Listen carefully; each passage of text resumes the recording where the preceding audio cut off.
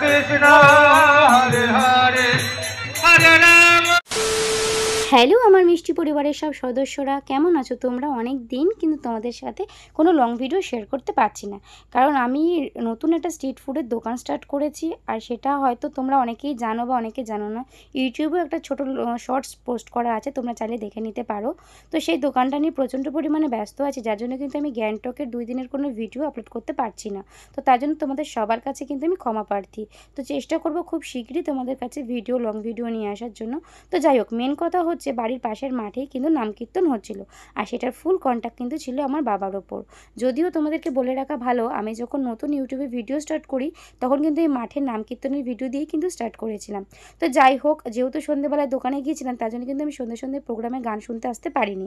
দোকানের দায়িত্ব দিদি আসার পরে দিদির ওপর চাপিয়ে দিই, তারপরে কিন্তু প্রোগ্রাম শেষ হওয়ার 10 মিনিট আগে আমি এসে পৌঁছেছিলাম। যাই হোক, 10 মিনিট কিন্তু নাম কীর্তন শুনে নিয়ে চলে গিয়েছিলাম সোজা প্রসাদ খাওয়ার ওখানে, কারণ প্রসাদ খেতে আমার প্রচণ্ড পরিমাণে ভালো লাগে। আর আমার ধারণা অনুযায়ী তোমাদের প্রত্যেকেরই কম বেশি প্রসাদ খেতে সবারই ভালো লাগে। আর তার মধ্যে হয়েছিল এঁচোড়ের তরকারি। এঁচোড় তো আমার ফেভারিট, যদিও আমরা যখন খেতে গিয়েছিলাম তখন কিন্তু প্রায় শেষের মুখে, কারণ এঁচোড়টা হয়েছিল দুপুরবেলা। রাত্রিবেলায় ছিল সোয়াবিনের আর পটলের তরকারি, আর সঙ্গে ছিল সজনে ডাঁটা দিয়ে ডাল।